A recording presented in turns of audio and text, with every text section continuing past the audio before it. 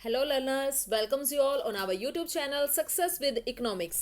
जैसा कि आप सबको पता है, हमने एक सीरीज़ अपनी स्टार्ट कर रखी है, शॉर्ट क्वेश्चन की सीरीज़, जिसमें हम माइक्रो एंड मैक्रो के सारे शॉर्ट क्वेश्चन करने वाले हैं। और अभी अभी पार्ट 5 एंड पार्ट 6 मैंने जो अपलोड किया है अपनी यूट्यूब चैनल पे, उसमें प्रोडक्शन फंक्शन वाले जो कंसेप्ट हैं, average production, marginal production and total production और returns to scale and returns to factor, ये सारा मैंने वहां पर शॉर्ट क्वेश्चन के थ्रू आपको कराया है। और ये वाला जो डायग्राम आपको दिखाई दे रहा है, लॉ ऑफ वेरिएबल प्रोपोर्शन, ये बार बार वहां पर डिस्कस हुआ है, but one day one diagram वाली जो अपनी सीरीज है, इसमें मैं आपको ये डायग्राम करा रही हूँ।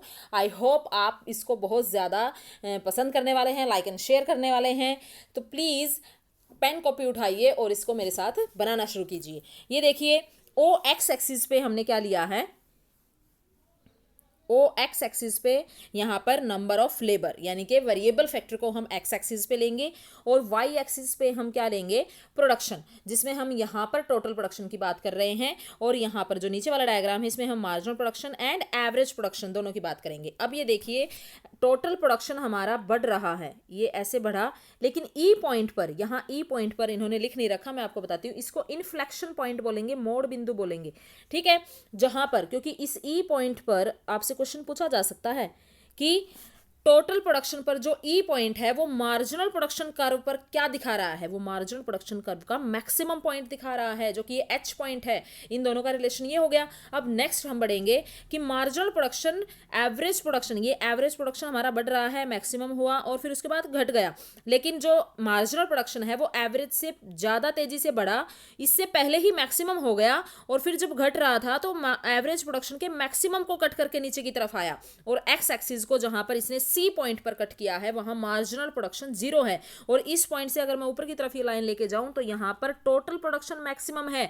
तो दूसरा क्वेश्चन आपका ये भी बन सकता है कि जब टोटल प्रोडक्शन मैक्सिमम होता है तो मार्जिनल प्रोडक्शन यहां पर क्या होगा, जीरो होगा, ठीक है। उसके बाद जब मार्जिनल प्रोडक्शन हमारा नेगेटिव में होता है तो टोटल प्रोडक्शन कैसा होगा, टोटल प्रोडक्शन हमारा बढ़ेगा, बट घटती दर से बढ़ेगा, घटना शुरू हो जाएगा, ठीक है। तो ये रिलेशनशिप मैंने आपको total production, marginal and average production का बताया है।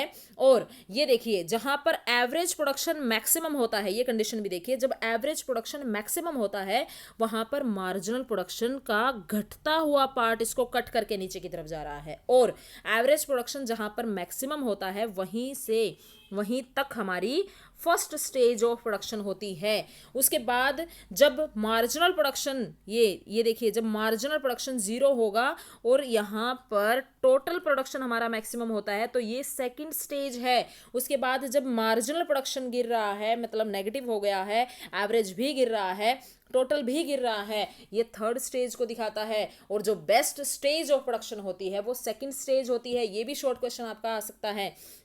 और एक और क्वेश्चन आपका आ सकता है कि मार्जिनल प्रोडक्शन मैक्सिमम भी हो सकता है, नेगेटिव भी हो सकता है, सॉरी पॉजिटिव भी हो सकता है, नेगेटिव भी हो सकता है, और जीरो भी हो सकता है। एक ये भी क्वेश्चन आपका आ सकता है। और एक और क्वेश्चन शॉर्ट क्वेश्चन की फॉर्म में बता रही हूँ कि जो ये टोटल प्रोडक्ट या मार्जिनल प्रोडक्ट या एवरेज प्रोडक्ट जो कर्व होते हैं, ये किस शेप में होते हैं। आप सारे देखिए, ये सारे यू, इन्वर्टेड यू शेप में है, जैसे हम इंग्लिश में यू लिखते हैं, और ये ऐसे इंग्लिश में यू लिखते हैं। अगर मैं इसको उल्टा कर दूं तो ये इन्वर्टेड यू हो जाता है। ये देखिए, टोटल जो प्रोडक्ट है हमारा, ये भी यू शेप में है, इन्वर्टेड यू शेप में है, एवरेज भी इन्वर्टेड यू है, और मार्जिनल भी इन्वर्टेड यू है। तो इनकी शेप अगर आपसे पूछ ली जाए तो आपको ये बता देनी है, इन्वर्टेड यू शेप है। आई होप आपको ये वीडियो बहुत ज़्यादा पसंद आई है। Please like and share this video, और जो मैंने आपको पॉइंट बताए हैं, बार बार इस वीडियो को देखिए और ये सारे पॉइंट आप नोट डाउन कर लीजिए। इससे बाहर आपको कहीं पर भी, किसी भी कॉम्पिटेटिव एग्जाम में आप बैठ लीजिए इकोनॉमिक्स के, इससे बाहर आपको कोई भी क्वेश्चन नहीं आएगा। अगर तीनों के रिलेशनशिप की बात हो रही है तो आप इसका सारे के सारे जो क्वेश्चन है,